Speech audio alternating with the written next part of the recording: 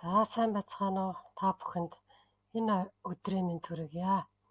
За ээлжид хичээл болох 4-р лекцээрээ уулзж байгаадаа туйлын баяртай байна.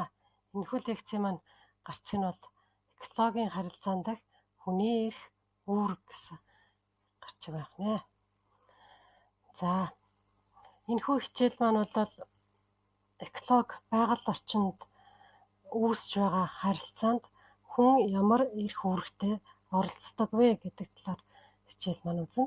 За мөн хүний эрх гэж юу хэлдгийг ямар байгууллага хууль дүрмүүд байдгийг яаж дагаж мөрдөх ёстой вэ гэсэн асуудлаар энэхүү лекцэндээ тусгаж өгсөн байгаа.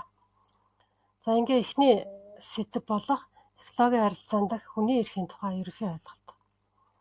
За нийгмийн амьдралын хүрээнд хүн олон талын эрх эдэлдэг. Түүний дотор хүн амьд явах, эрүүл аюулгүй орчинд амьдрах эрх бол хүний эрхүүдийн анхдагч юм аа. За экологийн харилцаан дахь хүний эрх гэдэг бол байгальтай харилцан нэгт уялдаж бий болдог хүний төрөл бүрийн хэрэгцээг хангаж хамгаалах боломжуудыг үндэсний болон олон улсын эрх зүйн тогтолцоонд хүлээн зөвшөөрч эрх зүйн хэм хэмжээгээр баталгаажуулсан шинж байдлыг хэлдэг байх нэ. За эндээс үзэхэд экологийн харилцаан дахь хүний эрх гэдэг бол хүн байгальтай харилцаж байх явцад хүний хэрэгцээг дагаад байгалыг хамгаалах боломжийг бий болгох үүднээс мөн хүнийг хамгаалах боломжийг бий болгох үүднээс энэ эрх зүйн тогтолцоо бий болдог.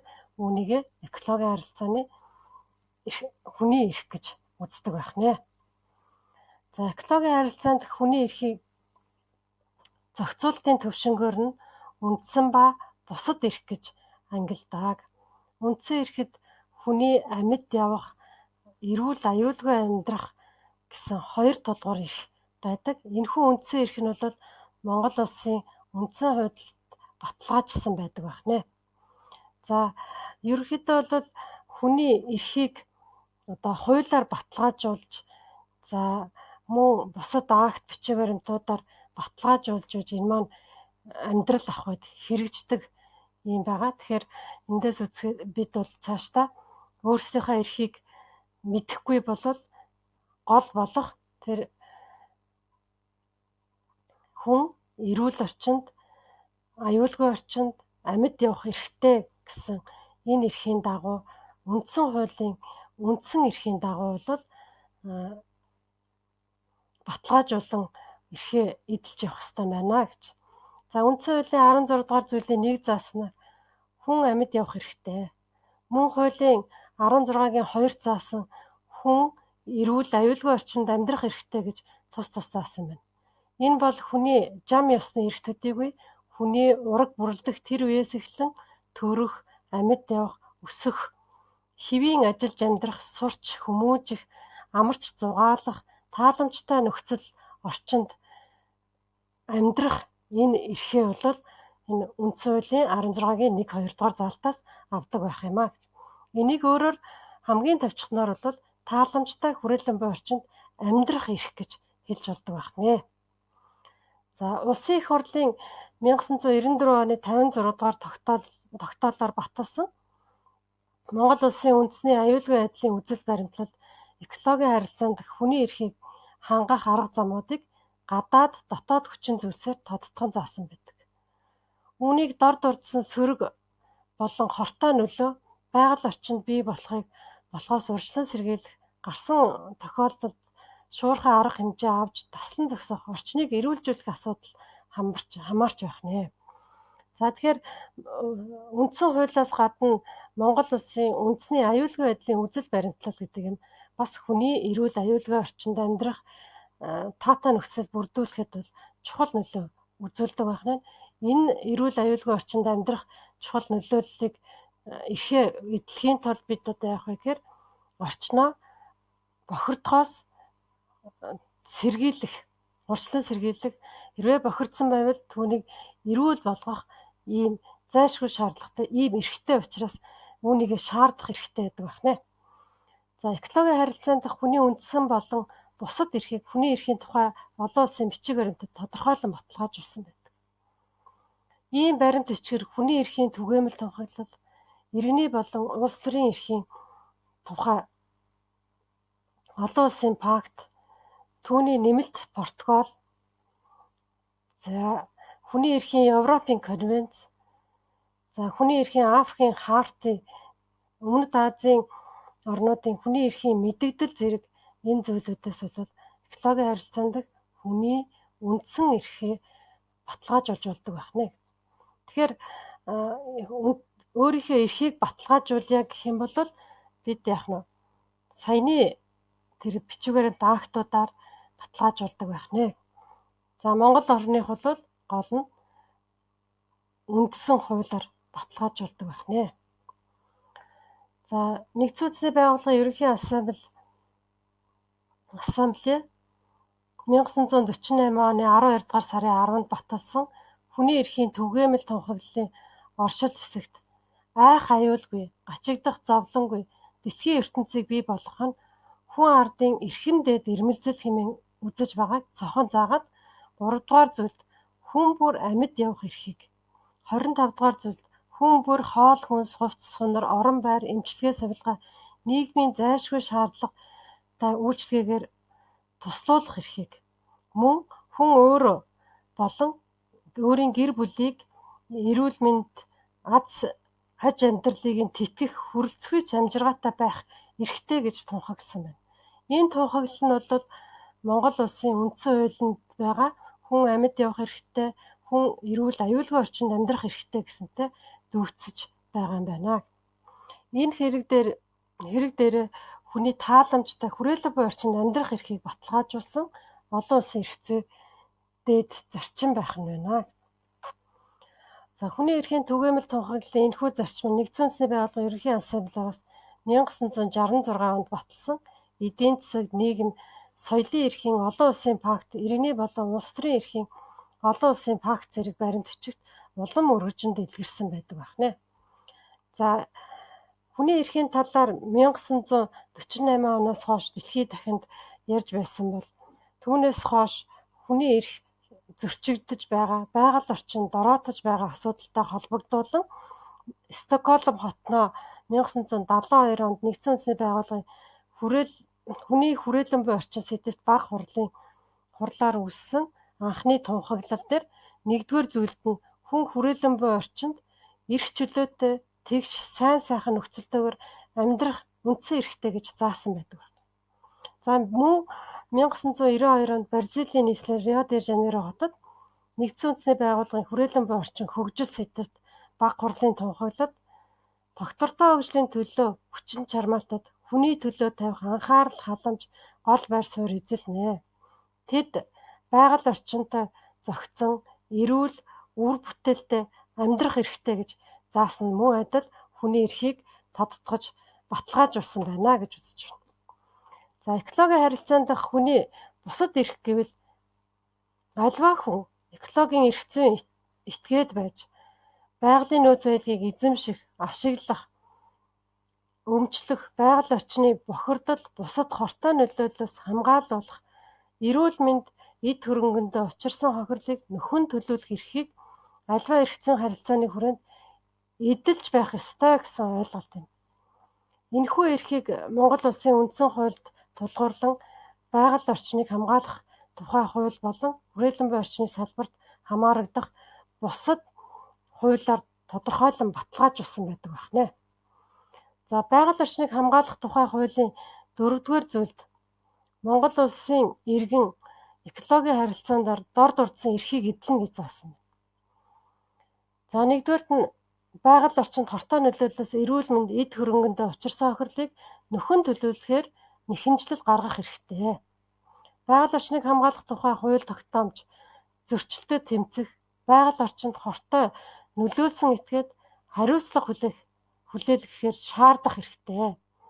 Байгаль орчныг хамгаалах тухай хууль тогтоомж зөрчилдөд тэмцэх, байгаль орчинд хортой нөлөөлсөн этгээдэд хариуцлага хүлээлгэхийг шаардахаас гадна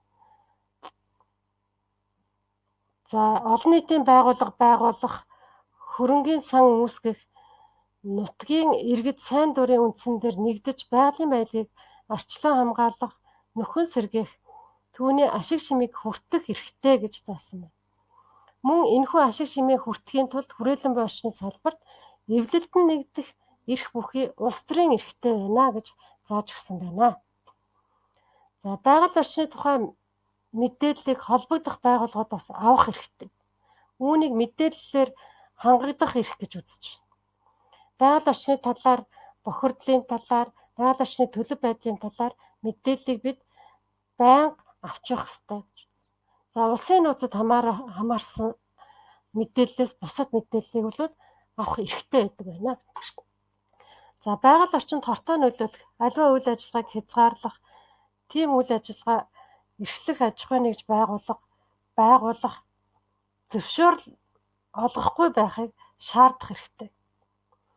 Тэгэхээр байгаль орчинд эргээр нөлөөлж байгаа аж ахуй нэгж байгууллагыг бол дэмжин ажиллах, за мөн сөргөөр нөлөөлж байгаа аж ахуй нэгж байгууллагад зөвшөөрөл олгохгүй байхыг төр болон захиргааны байгууллагад хандаж шаардах эрх нь бол хүмүүс бидэнд байдаг байх нэ. За сайн дурын үндсэн дээр зохион байгуулалтанд орж хууль заасан журмаар иргэд нөхөрлөл байгуулах замаар оршин суугаа нутгийнхаа байгалийн төрлийн баялагийг хамгаалах, гэрээгээр эзэмших эрхтэй байдаг. Энэ эрхийг нутгийн хүн амын эвлэлтэн нэгдэж байгаа байгалаа эзэмших, ашиглах, хамгаалах эрх гэж заасан байна. Тэгэхээр сайн дураараа эвлэлтэн нэгдэж байгаль хамгаалах үйлсэд оролцох эрх бол хүмүүс бидэнд байдаг байх нэ. За дээр дурдсан 6 үндсэн эрх нь хүний экологийн бусад эрхийн суурь болно гэж үздэг байна. Энэхүү суурь үндэс болсон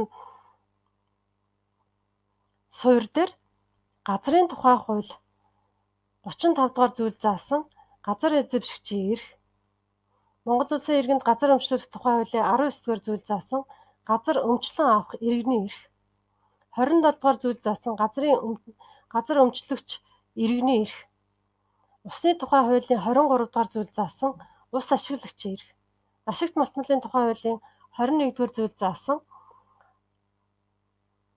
ашиглалтын тусгай зөвшөөрөл эзэмшигчийн эрх зэрэг байгалийн нөөц байдлыг төрөлжсөн хуулиудад заасан хүний эрх бас үүсдэг. Ийм эрхүүдийг бүхэлд нь байгаль ашиглах хувийн эрх гэж томьёолсон байдаг байх нэ. За байгаль орчны салбар дахь төрийн бус байгууллага байгаль орчныг хамгаалах иргэдийн нөхөрлөл хоорондоо ялгаатай байна. Түрүүн орон нутгийн иргэд хамтын хүчээр эвлэлтэн нэгдэж байгаль хамгаалах үйлсэд үйл хэрэгээ явуулах эрхтэй гэж заасан. Түүнтэй холбогдуулаад байгаль орчны салбарт бол төрийн бус байгууллага болон байгаль орчныг хамгаалах иргэдийн нөхөрлөл гэдэг юм үүсдэг байна.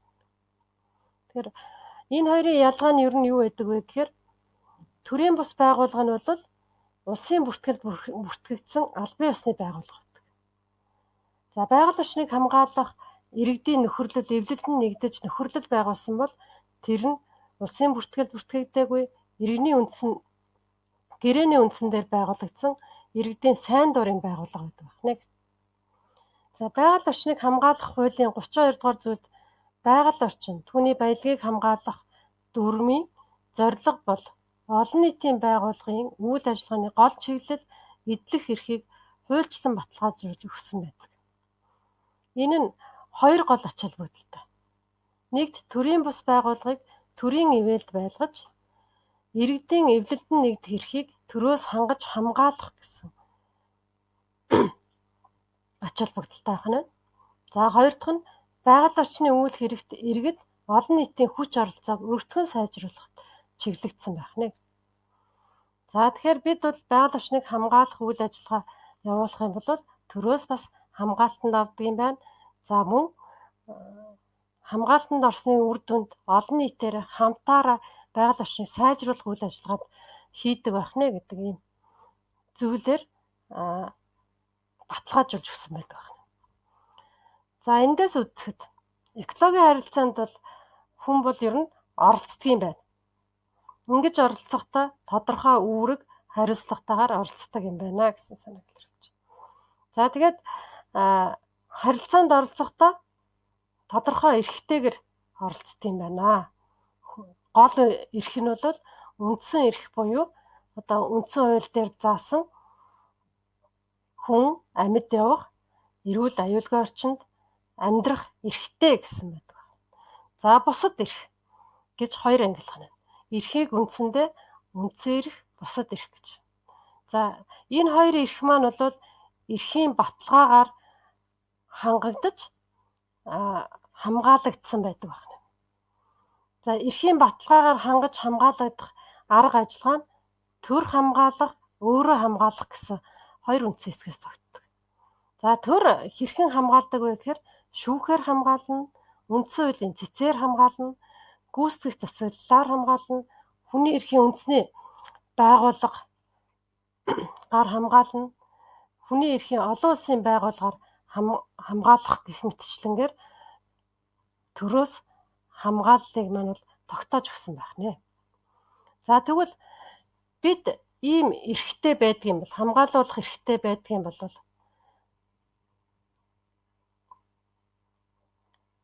экологийн харилцаанд тодорхой бас үүрэг гүйцэтгэх хэрэгтэй.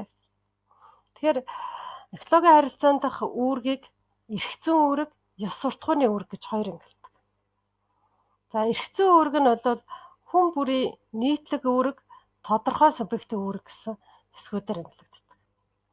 За хүн бүрийн нийтлэг үүрэг буюу тодорхой субъектив үүргээ биелүүлж чадахгүй бол одоо тодорхой хэмжээний хариуцлага хүлээлгдэг юм байх нэ.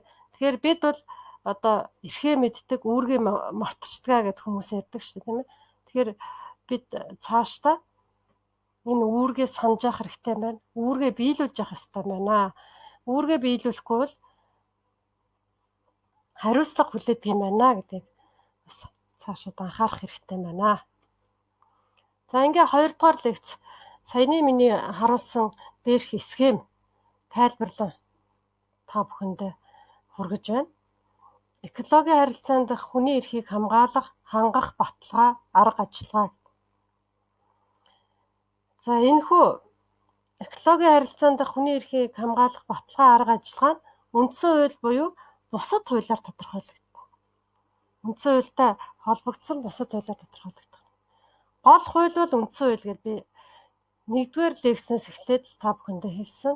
Тэгэхээр үндсэн хуулиа бид хувлаад, хэвлж аваад унших хэрэгтэй болж байна. Энийг бас анхаараарай оюутнуудаа.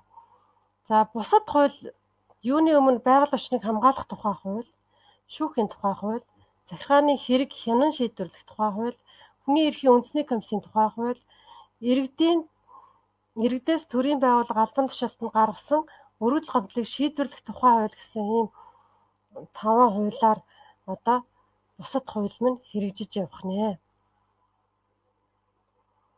За ингээд 1-р гол хууль болох үндсэн хууль болох Монгол Улсын үндсэн хууль. За энэ үндсэн хуулийн 16 дугаар зүйлийн 12 зааснаар Монгол Улсын иргэн төрийн байгууллага албан тушаалтанд өргөдөл, гомдол гаргаж шийдвэрлүүлэх хэрэгтэй гэж заасан. Төрийн байгууллага албан тушаалтанд иргэдийн өргөдөл, гомдлыг хуулийн дагуу шийдвэрлэх үүрэгтэй гэж заасан.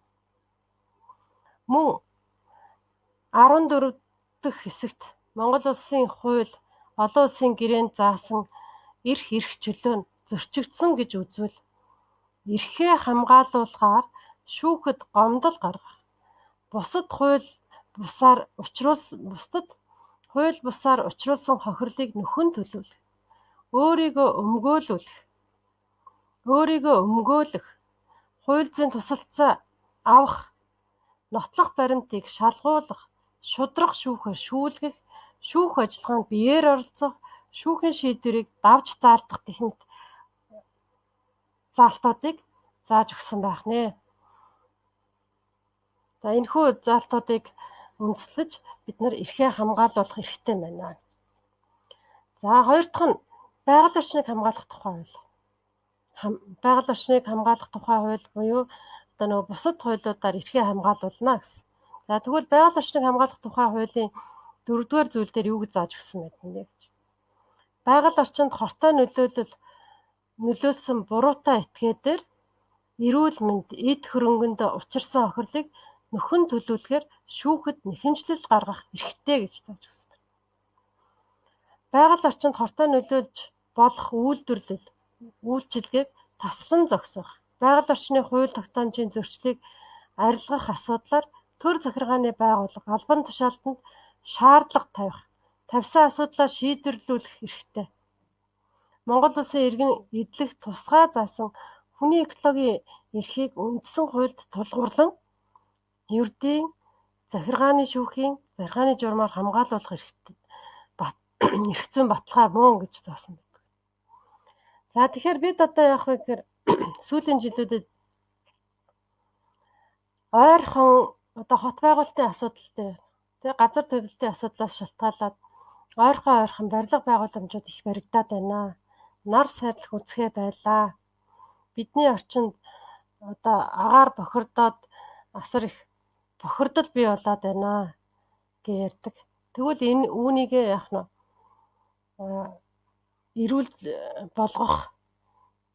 болгохыг төр болон захиргааны байгууллага албан тушаалтанд шаардлага тавьж шийдвэрлүүлэх эрхтэй байдаг байх нэ. За энэхүү байгаль орчныг хамгаалах тухайлын 4-р зүйл зааснаар бид ингэж шаардах эрхтэй болж байна гэж. За мөн үндсэн хууль тулгуурлан хүний экологийн эрхийг ердийн захиргааны шүүхийн захиргааны журмаар хамгаалуулах эрх зүйн баталгаа мөн гэж заасан байна. За 3 дахь нь хүний эрхийн үндэсний комисс гэж. Монгол Улсын их хурал 2000 оны эцсээр хүний эрхийн үндэсний комиссыг түүхэнд анх удаа байгуулсан. Хүний түгээмэл эрхийн асуудлыг дагнан хариуцаж төрийн эрх мэдлийн тусгай байгууллага болгон ажиллах ийм байгууллагыг бий болгосон байна. За Монгол Улсын хүний эрхийн үндэсний комиссийн тухай хуульд 3-р зүйл дээр комисс нь Монгол Улсын үндсэн хууль, бусад хууль, олон улсын гэрээнд заасан хүний эрх чөлөөний тухай заалтыг дэмжин ажиллах байгууллага мөн гэж заажээ. Тэгэхээр хүний эрхийг одоо дэмжин ажиллах, за тэгж ажиллахдаа үндсэн хууль болон бусад хууль, олон улсын гэрээнд заасны дагуу ажиллах ёстой гэдгийг бас хуульчлан зааж өгсөн байх юм аа. За мөн хуулийн 9-р зүйлд иргэдээс комисс гомдол гаргах эрхтэй, комиссийн бүрэн эрх болох эрхтэй, гишүүний бүрэн эрх болох эрхтэй. За иргэдээс гарсан гомдлын мөрөөр комиссийн гишүүн шалгалт хийх бүрэн эрхтэй. За хүний эрх чөлөөг хангах талаар комиссийн гишүүдийн эдлэх бусад бүрэн эрх тус бүр тодорхойлон заасан экологийн харилцаанд хүний эрхийг хангаж хамгаалах баталгаа болж байгаа юм аа гэж зааж өгсөн. Тэгэхээр бид одоо яах вэ гэхээр хүний эрхийг өөрийнхөө эрхийг хамгаалуулахын тулд бас яах нь хүний эрхийн үндэсний комиссд бас хандаж хамгаалуулж болдог байх нэ. За 4 дахь нь иргэдээс төрийн байгууллага албан тушаалтанд гаргасан өргөдөл гомдлыг шийдвэрлэх тухай хууль экологийн харилцаанд үндсэн эрхийг хангах нэг баталгаа болно гэж. За бид одоо сая ярьсан барилга байгууламж газрын асуудлаараа одоо өөрсдийнхөө өргөдөл гомдлыг өгч шийдвэрлүүлэх хэрэгтэй байдаг байх нэ. За энэ маань төрийн байгууллага албан тушаалтанд өргөдөл гомдлыг шийдвэрлүүлэх тухай хуулийн дагуу явуулдаг байх нэ. За хуулийн 4-р зүйлд өргөдөл гомдлын тухай 6-р зүйлд гомдол гаргагчийн 8-р зүйлд өргөдөл гомдол гаргагчийн зарчим, 9-р зүйлд өргөдөл гомдол гаргах хэлбэрийн тус тодорхойлсон нь харилцаанд хүний эрхийн захиргааны журмыг хангах баталгааны материалын хэмжээ болжээ. За түүнчлэн хуулийн 12-оос 21-р зүйлд өргөдөл гомдлыг хүлээн авах, шийдвэрлэх, хариу өгөх, тэдгээр үйл ажиллагаанд хяналт тавих журмын талаар хэм хэмжээг тодорхойлон тогтоосон эрхийг хангаж хамгаалах процессын хэм хэмжээ юм гэж заасан байна. Тэгэхээр эндээс үзэхэд бид өөрсдөө гомдол гаргах, өргөдөл бичих, түүнийгээ шийдвэрлүүлэх, за мөн өөрийгөө ингэж хамгаалуулах хэм хэмжээг заалгаж өгсөн хууль бол өргөдөл гомдлыг шийдвэрлэх тухай хууль байдаг байна.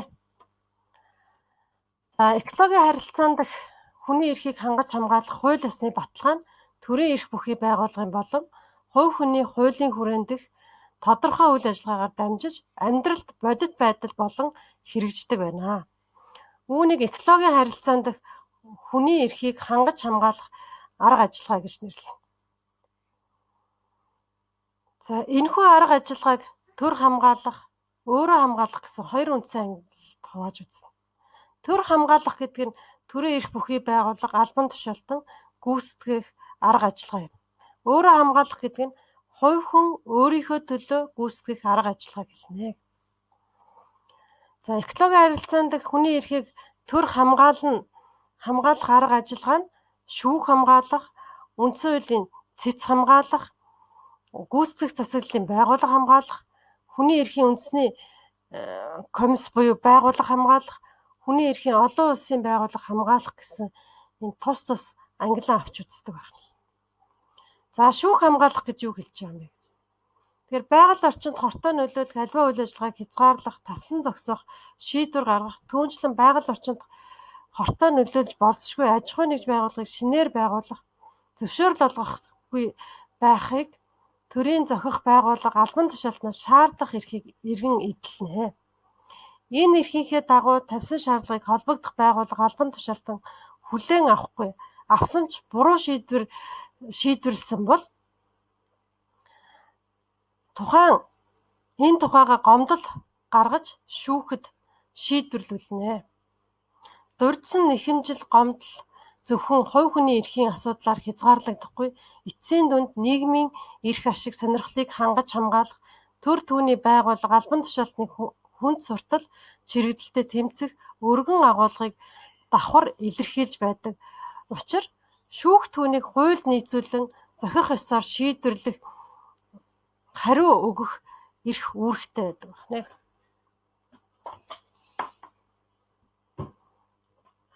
За иргэн үндсэн хууль зааснаар эрхээ хамгаалуулах шүүхийг сонгож авах хэрэгтэй. Экологийн эрхээ хамгаалуулахаар гаргах нэхэмжлэл гомдлоо өөрийн оршин суугаа нутаг дэвсгэрийн шүүхэд эсвэл уг эрхээ гомдлоо өөрийн оршин суугаа нутаг дэвсгэрийн шүүх болон зөрчсөн аж ахуйн нэгж байгууллага албан тушаалтны оршин суугаа газар нутгийн шүүхэд аль алинд нь өгөхийг өөрөө шийдвэрлэнэ.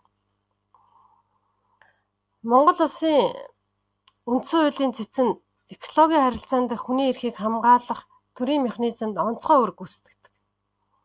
Иргэн эрүүл аюулгүй орчинд амьдрах, байгалийн нөөц баялагийг ашиглах эрхийг үндсэн хуулиар баталгаажуулсан болохоор тийм эрхийг бусад хууль эрх зүйн актаар баталгаатайгаар хангаж эзлүүлэх ёстой. Үндсэн хуулийн 66 дугаар зүйл 2 дахь хэсэгт заасан үндсэн хуулийн цэцэн хууль, зарлиг, улсын их хурал, ерөнхийлөгчийн бусад шийдвэр, засгийн газрын шийдвэр, Монгол улсын олон улсын гэрээ үндсэн дээр хууль нийцэж байгаа эсэх асуудал дээр дүгнэлт гаргаж улсын их хуралд оруулах эрх эдэлдэг. Энд дурдсан хууль, бусад шийдвэр, олон улсын гэрээ, иргэний аюулгүй орчинд амьдрах, байгалийн нөөц баялаг ашиглах эрхэд ямар нэгэн хэмжээгээр харшилсан буюу зөрчилсөн байвал түүнийг зөвхөн үндсэн хуулийн цэц хянан хэлэлцэж шийдвэрлэдэг. Хэрэв хүний экологийн эрхийг хүндсэн хууль, дээр дурдсан шийдвэр, олон улсын гэрээ нь үндсэн хуульд харшилж байвал үндсэн хуулийн цэцэд хандах эрх бүхий субъектүүдийн аль аль нь хамгаалж болно. За 3 дахь нь төрийн гүйцэтгэх засаглалын байгууллага гэж. Экологийн харилцаанд хүний эрхийг хамгаалах арга ажиллагаа Монголд нэлээд давмгаалах байдлаар хууль тогтоомжууд тусгасан юм. Экологийн харилцаанд хүний эрхийг гүйцэтгэх засаглалын хүрээнд хангаж хамгаалах арга ажиллагаа нь өргөн утгаараа дараах үндсэн арга хэлбэрүүдээр хэрэгжиж байдаг. Захиргааны зөрчилдөг хэрэг бүртгэх ажиллагаанд прокурор хяналт тавих. Гүйцэтгэх засаглалын байгууллагын үйл ажиллагаанд дотоодын буюу дээд чатны байгууллага хяналт шалгалт хийх. Иргэдийн өргөдөл мэдээлэл шаардлагыг хүлээн авч хянан шийдвэрлэх. Парламент нутгийн өөрөө удирдах байгууллага гүйцэтгэх засаглалыг хянаж шалгах. Захиргааны эргийн дагнасан шүүх ажиллах зэрэг үйл ажиллагаануудыг төрийн гүйцэтгэх засаглалын байгууллагууд хийдэг байна. За хүний эрхийн үндэсний байгууллага буюу хүний эрхийн үндэсний комисс Улсын их хурлын 2000 оны 12 дугаар сард гаргасан хуулийг баталж байгуулсан бөгөөд Монгол Улсын хүний эрхийн үндэсний комиссийг хүний эрхийн асуудлаар дагнасан үйл ажиллагаа эрхэлдэг төрийн тусгай эрх хэмжээний байгууллага юм гэж заасан. Хүний эрхийн үндэсний комисс нь үндсэн хууль, бусад хууль, олон улсын гэрээнд заасан хүний эрх хэрэгжлийг хангаж хамгаалах ажиллагаа явуулахдаа экологийн харилцаанд хүний эрхийн хэрэгжилтэнд хяналт тавьж уг эрхийг сахин хамгаалуулах хөхүүлэн дэмжих арга ажиллагааг хэрэгжүүлнэ. Энэхүү бүрэн эрхээ хэрэгжүүлэхийн тулд комисс нь дараах тодорхой үйл ажиллагаа явуулна. За нэгт хүний эрхийн асуудлаар судалгаа явуулах шаардлагатай мэдээллээр хангана. Хүний эрхийн олон улсын болон бүсийн үндэсний бусад байгууллагуудтай хамтран ажиллах боломжтой. Монгол улс дахь хүний эрх эрхчлөөний байдлын талаар илтгэл бичих, хүний эрхийн талаар хууль тогтоомж, олон улсын гэрээ олон нийтэд сурчлах, хүний эрхийн боловсрол олгох үйл ажиллагааг дэмжих, олон улсын хүний эрхийн гэрээг сойрхон батлах буюу түүнд нэгдэн орохыг дэмжих зэрэг үйл ажиллагааг явуулдаг байна. За ийхүү эрхүүдийг эдэлж тухайн эрхээ хамгаалуулдаг юм байна. За тэгээд саяны дээр дурдсан байгууллагуудаар эрхээ хамгаалуулах боломжтой юм байна. За тэгвэл байгаль орчныг хамгаалах, байгалийн нөөц баялагт хайр гамтай хандах хүн бүрийн үүрэг. Хүн тааламжтай хүрээлэн буй орчинд амьдрах эрхээ жинхнээр нь эдэлж бай гэвэл тийхүү тааламжт байдлыг өөрийн хөдөлмөр зүтгэл, оюун ухаанаараа бүтээлцэх ёстой. Үүний хэмжүүр нь байгаль орчныг хамгаалах, байгалийн нөөц баялагт хайр гамтай хандах хүн бүрийн үүргийн биелэлд мөн юм аа. За тийм үүрэг ахуйн хувьд ч нийгмийн хувьд ч хүн болгонд адил тэгш үйлчилж байдаг. Тэгэхээр байгаль орчныг хамгаалах, байгалийн нөөц баялагт хайр гамтай хандах хүн бүрийн үүргийг эрх зүйн үүрэг, ёс суртахууны үүрэг гэж хоёр ангилдаг. Хүн буюу иргэний аливаа үйл ажиллагаа хүрээлэн буй орчинд хортоогоор нөлөөлөх болон байгалийн нөөц баялагийг ашиглах тохиолдолд тухайн иргэн заавал ёсчлон дагаж мөрдөх, тэгж мөрдөөгүй бол зохих хариуцлага хүлээх тухай холбогдох хууль тогтоомжид тодорхойлон заасан дэглэмийг эрх зүйн үүрэг гэнэ. Хүн бүрээс байгалийн төлөө анхаарал халамж тавьж сайн сайхан санаа сэтгэлийг гаргаж ажиллаж байвал түүнийг ёс суртахууны үүрэг гэж хэлнэ.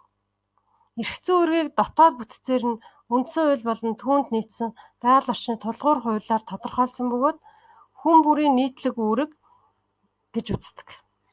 Байгаль орчны объектуудын төрөлжсөн хуулиар тодорхойлсныг субъект бүрийн тодорхой үүрэг гэж ангилан үздэг байна. За Монгол Улсын үндсэн хуулийн 17 дугаар зүйлийн 2 дахь хэсэгт байгаль орчноо хамгаалах иргэн бүрийн журам төгрөг мөн гэж заажээ. Онолын хувьд хүрээлэн буй орчны эрх зүйд хамгаалах, ашиглах, нөхөн сэргээх гэж томьёолдог 3 элементийн нийлбэр илэрхийлэл нь байгаль орчныг хамгаалах гэсэн ухтхан болдог. Түүнчлэн Журам төвөрг гэж цохон томьёолсон гол учир нь хүн бүрийн байгаль орчныг хамгаалах ёс суртахууны үүрэгтэй байх ёстойг хуульчлан баталгаажуулсан хэрэг мөн.